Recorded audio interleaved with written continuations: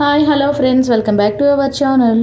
Today మనం restaurant స్టైల్లో ఇంట్లోనే ఈజీగా ఏ విధంగా గ్రీన్ చికెన్ ప్రిపేర్ చేసుకోవాలో తెలుసుకుందాం. వీడియో ఎక్కడ మిస్ చేయకుండా స్కిప్ చేయకుండా చివరి వరకు చూసి నచ్చితే లైక్ చేయదండి. సో దీనికోసం నేను ఒక హాఫ్ కేజీ చికెన్ తీసుకున్నాను. దీనిని నీట్గా క్లీన్ చేసుకొని ఒక బౌల్లో ట్రాన్స్ఫర్ చేసుకొని ఇందులో హాఫ్ టేబుల్ స్పూన్ సాల్ట్, అలాగే 1 టేబుల్ స్పూన్ అల్లం వెల్లుల్లి పేస్ట్, 2 టేబుల్ స్పూన్ల పెరుగుని యాడ్ చేసుకొని ఇవి మొత్తం చికెన్కి పట్టే విధంగా బాగా కలుపుకోవాలి. ఇందులో పెరుగుని యాడ్ చేయడం వల్ల కర్రీ అనేది చాలా టేస్టీగా వస్తుందండి. సో ఈ విధంగా కలిపెట్టుకున్న చికెన్ని ఒక అరగంట వరకు పక్కన పెట్టుకోవాలి. ఫ్రీజర్లో పెట్టాల్సిన పని అయితే లేదు, జస్ట్ పక్కన పెట్టుకుంటే సరిపోతుంది. ఇప్పుడు మసాలా కోసం ఒక మిక్సీ జార్ని తీసుకుని అందులో 5 పచ్చిమిర్చి, మీరు కారం ఇంకొంచెం ఎక్కువ తినే వాళ్ళైతే మరొక 2 పచ్చిమిర్చిని యాడ్ చేసుకోవచ్చు.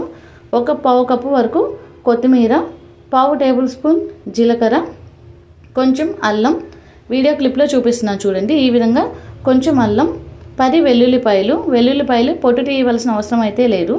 ఇందులోనే 5 జీడిపప్పులు, మనం ముందుగానే కట్ చేసి పెట్టుకున్న మీడియం సైజ్ టమాటాని యాడ్ చేసుకొని ఇందులో తగినంత వాటర్ని యాడ్ చేసుకుంటూ మెత్తని పేస్ట్ లాగా ప్రిపేర్ చేసుకొని పక్కన పెట్టుకోవాలి.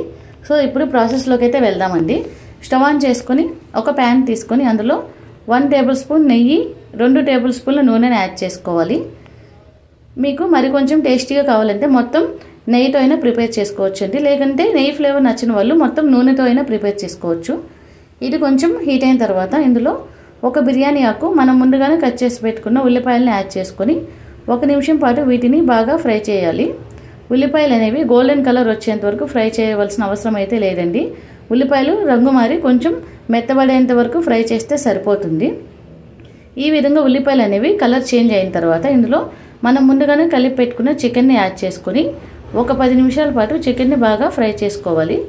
మూత పెట్టుకున్న మంటని హై ఫ్లేమ్లో పెట్టుకొని ఈ విధంగా ఒక 10 నిమిషాల పాటు చికెన్ని బాగా ఫ్రై చేసుకోవాలి. ఈ విధంగా ఫ్రై చేసుకోవడం వల్ల కర్రీ అనేది మరింత టేస్టీగా తయారవుతుంది. సో ఈ విధంగా ఒక 10 నిమిషాల పాటు ఫ్రై చేసుకున్న తర్వాత ఇందులో రుచికి తగినంత కల్లుప్పు, 1/2 టేబుల్ స్పూన్ పసుపుని యాడ్ చేసుకొని మరొక 2 నిమిషాల పాటు బాగా ఫ్రై చేసుకోవాలి. మనం వేసిన కల్లుప్పు అనేది చికెన్ ముక్కలు పీల్చే విధంగా ఒక 2 నిమిషాల పాటు బాగా ఫ్రై చేసుకున్న తర్వాత మూత పెట్టుకొని ఒక 10 నిమిషాలు ఈ చికెన్ని బాగా ఉడికించుకోవాలండి.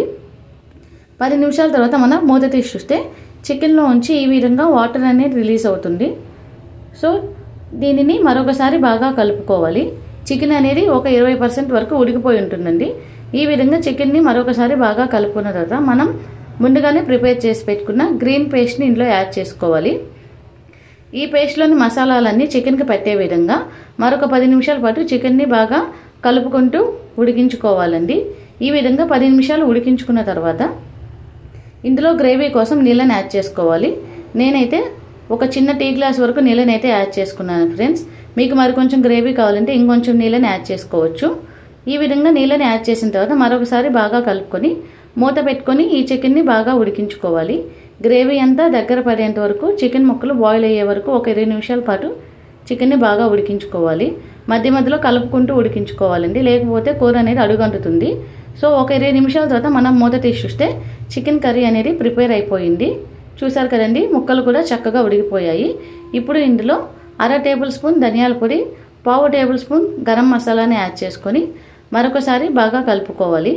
ఈ విధంగా కలుపుకున్న తర్వాత ఇందులో మనం ముందుగానే కట్ చేసి పెట్టుకున్న కొత్తిమీరని యాడ్ చేసుకొని స్టవ్ ఆఫ్ చేసేసుకొని ఒక బౌల్లో తీసేసుకోవాలండి. అంతే, చూసారు కదా, సింపుల్గా రెస్టారెంట్ స్టైల్లో గ్రీన్ చికెన్ ఏ విధంగా ప్రిపేర్ చేసుకోవాలో. దీని టేస్ట్ అనేది కూడా చాలా బాగుంటుంది. ఇంట్లో పిల్లలు పెద్దలు అందరూ ఇష్టంగా తింటారండి. రొటీన్గా కాకుండా ఈ విధంగా ఒకసారి చికెన్ని ట్రై చేయండి ఫ్రెండ్స్. అలాగే నచ్చితే మా ఛానల్ని లైక్ చేసి సబ్స్క్రైబ్ చేసుకోండి.